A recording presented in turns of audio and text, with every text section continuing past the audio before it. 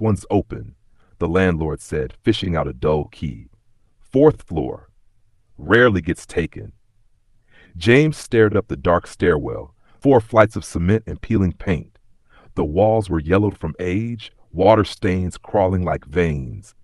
The air had that damp, closed-in smell of a place long forgotten. Why not? The landlord shrugged. People don't like being that high up with no elevator. Superstition too, maybe, you know. Fourth floor, death, all that nonsense. James didn't care. He wasn't scared of ghosts.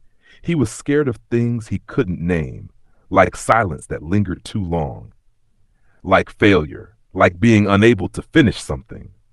I'll take it, he said, gripping the key. He had no idea what he was walking into. Room 404 was fine.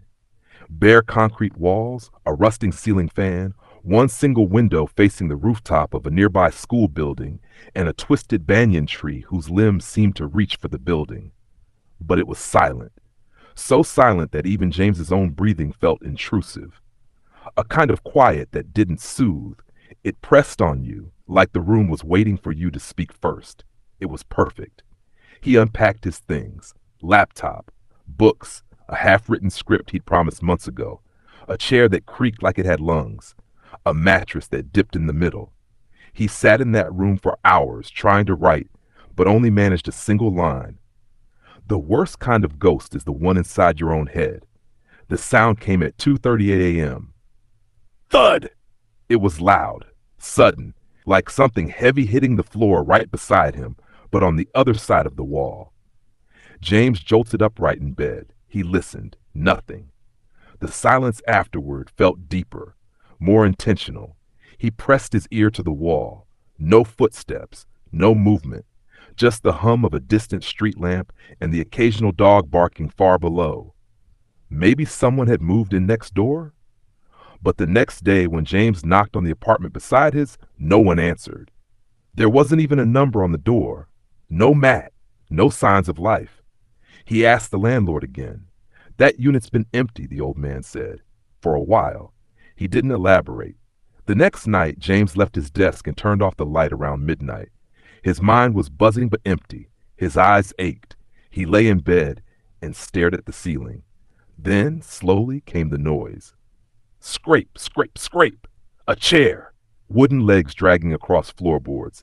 The sound moved slowly, like someone shifting a seat into position directly across from him, except it came from the empty unit next door. Then the crying started. Not wailing, not sobbing. It was worse. Like someone trying to cry quietly, swallowing it, choking on it. James's skin prickled. He sat up, listening. Breath caught. It sounded close, too close. The third night, he wrote it down. July 11th at 2:30 a.m. Dragging sounds, sobbing. No one next door. July 12th cried again. Same time. I stayed still. Didn't breathe. July 13th. My chair moved. It was near the window before I slept. Woke up. It was in the middle of the room. James started talking to himself without noticing. Not full conversations, just words. That wasn't me. I didn't move that. I locked the door. I was alone. He repeated those lines like mantras, trying to pin himself to something solid.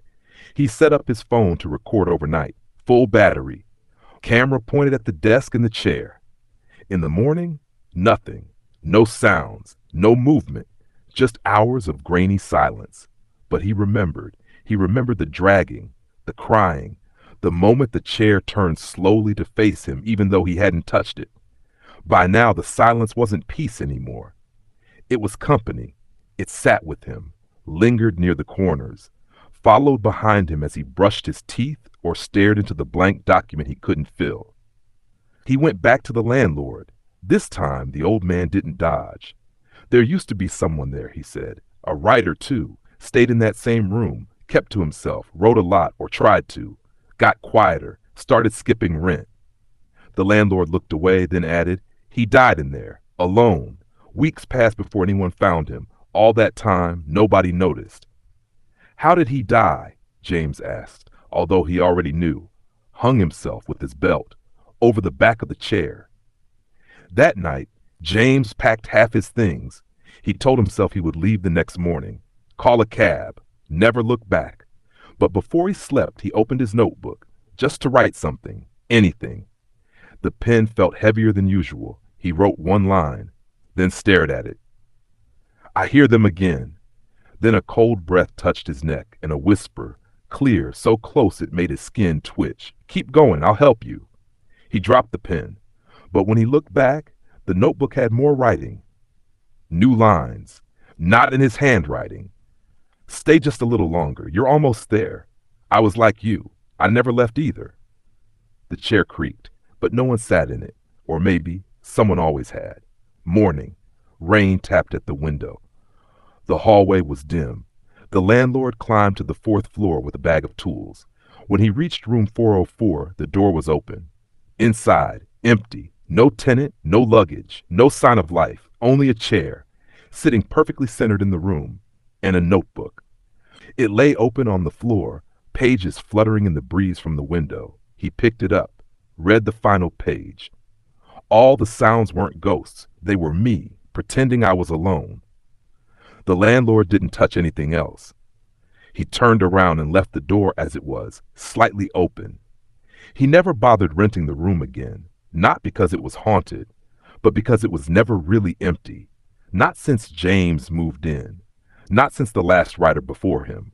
Not ever.